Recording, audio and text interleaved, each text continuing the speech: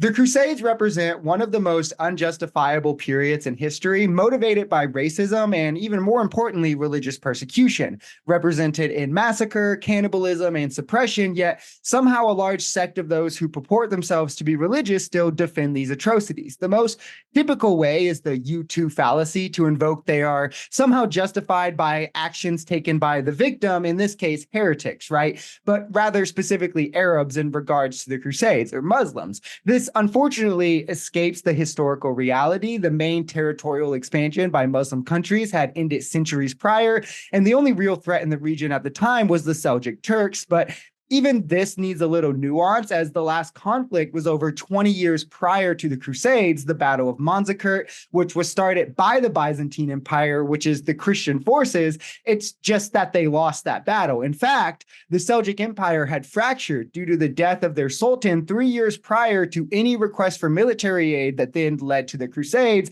Despite this, Pope Urban II falsely framed the threat in order to mobilize Western knights, leaving what happened next on his shoulders, the church's shoulders, God's shoulders by extension, in the same way that the lies told by George Bush leaves the atrocities of the Iraq War directly on his hands. There are multiple accounts of Pope Urban II's speech at the Council of Claremont, unverified claims of Christians being taken and cut open, forcefully circumcised, and blood being spread on the altar, while also claiming that God willed the crusade.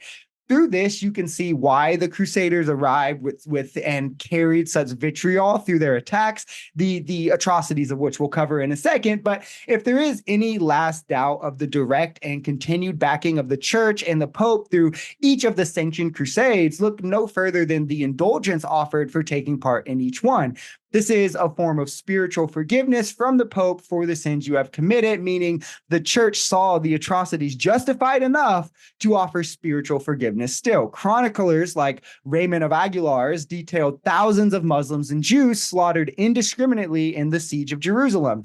This included women and children, traveling through Jewish communities like Rhineland and massacring the populations, or in Antioch, where Muslims and even some Christians suffered alike due to suspicion and paranoia of heresy.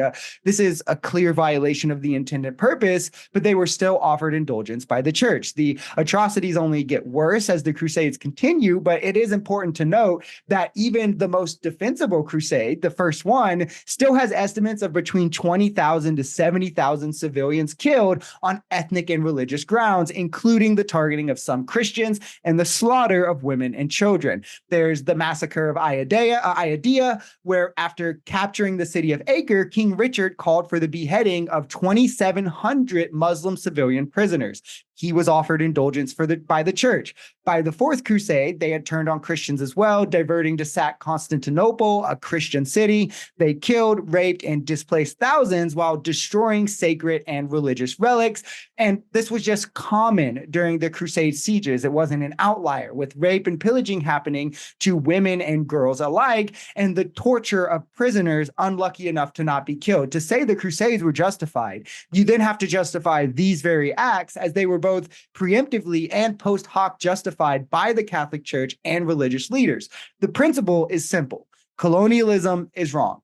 Rape and pillage is wrong. Indiscriminate murder of women and children is wrong. Religious persecution, ethnic targeting is wrong. Nothing begets these actions, not violence, not belief. You cannot create morality from immoral actions. It's an impossibility. So when hearing tales of how, well, they had to do it, just know that you almost never do, and they absolutely did not have to. The ends do not justify the means, and the beginning does not absolve the journey. To say that the outcome allows for the slaughter is insanely immoral, and to pretend the goals that one onset forego the continued acceptance of what came from those goals would be the same logic one could justify the Holocaust with, as Hitler's original stated goals were that of economic revival and national security. But in this, I think we would both clearly see how the blood is still directly on his hands, in the same way the blood is still on the Catholic Church hands, and the actions were not absolved by the intended or stated goal.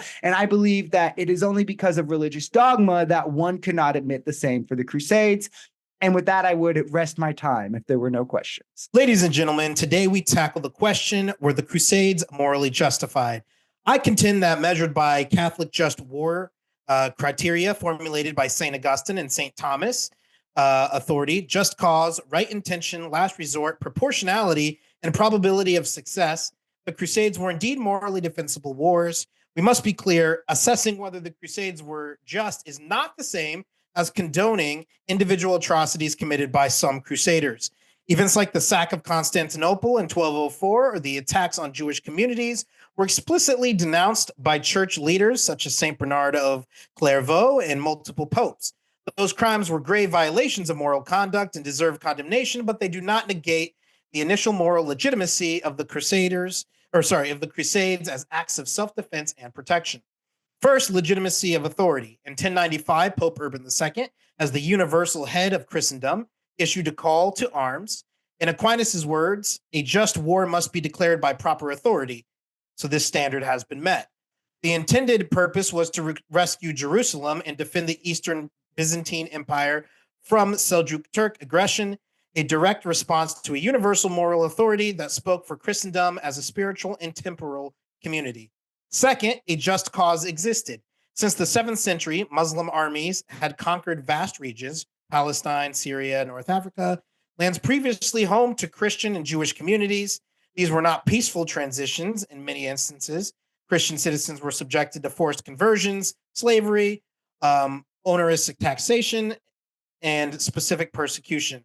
We must not forget the destruction of the Church of the Holy Sepulchre, in 1009, or systematic aggression from the, I'm going to struggle with a lot of these words, Umayyad and Fatimid regimes, when Byzantium formally appealed to the West after the Battle of Manzikert. That was a concrete plea for assistance, demonstrating collective self-defense. The Crusades therefore met the criterion of responding to a grave moral threat. Third, intention must be good. The Crusades' declared purpose was to defend Christians, to protect holy places, and to safeguard pilgrims, not to obtain wealth or territory. That intention, at least in the first, second, and third Crusades, aligned with the just war principle of aiming for peace and the common good rather than self-interest or conquest. Fourth, the Crusades were a last resort. In a context where no diplomatic or peaceful resolution was possible, Western appeals had failed. Alliances and supports were requested and denied, demands were repeatedly ignored, and violent aggression resumed. The call to crusade was not an act of convenience, but a call to action, and the West responded with full awareness of the stakes. Fifth, proportionality. Although thousands perished, these campaigns sought to stop far greater evils, systemic persecution and religious violence. The goal was not total conquest, but the defense of an embattled population. The First Crusade, for example, restored Christian control of Jerusalem and safeguarded pilgrims for nearly a century. Clearly, the expected good outweighed the foreseeable harm. Sixth, probability of success was high. The coordination of European Catholic powers in the First and Third Crusades achieved tangible military victories. Jerusalem was retaken, pilgrim routes were secured, and Christendom had breathing space. That this success was limited does not negate the sufficiency of the chances at the time. The Second Crusade, which was from 1147 to 49, was launched after the fall of Edessa, a crucial Christian stronghold. That it failed does not nullify its just cause. The intention was again to protect Christian brethren from persecution. Similarly, the Third Crusade from 89 to 92, called after Saladin's conquest of Jerusalem, was a direct defensive response sanctioned by Pope Gregory VII. Partial success was achieved with the Treaty of Jaffa, which reopened pilgrimage routes. All these campaigns met the framework of a just war, even if their outcomes varied. Critics may call out the misdirection of the Fourth Crusade, targeting Constantinople instead of Jerusalem, but this was a subversion, not a legitimate foundation. Pope Innocent III and Innocent IV explicitly condemned these actions. The moral authority was breached not by the war itself, but by the participants who departed from their mandate. The moral question must therefore distinguish the justness of the war's commission from the sinfulness of the sinful soldiers. This distinction is critical. One does not invalidate a moral framework by pointing to abuses of it, just as a medical system isn't discredited because some surgeons commit malfeasance. The question is, was the war authorized and directed for a morally right purpose? And the answer is unequivocally yes. In modern terms, the principles underlying the Crusades align with the undergirds of the UN Charter's allowance for preemptive defense and protection of civilians under imminent threat. Even today, we consider it necessary to intervene militarily to defend innocent lives from genocide or aggression. The Crusades were, for their age, precisely such military interventions. In short, Christian moral law, historical precedent, and modern international norms all support the Crusades as morally justified under the just war tradition. So far in round one, I have established that the Crusades met all 6 of Aquinas' just war criteria, which were declared legitimate by church authority and are used by the UN to this day. And in round 2, I will address some of the objections that people often levy at the Crusades. With 5 seconds left, I yield my time.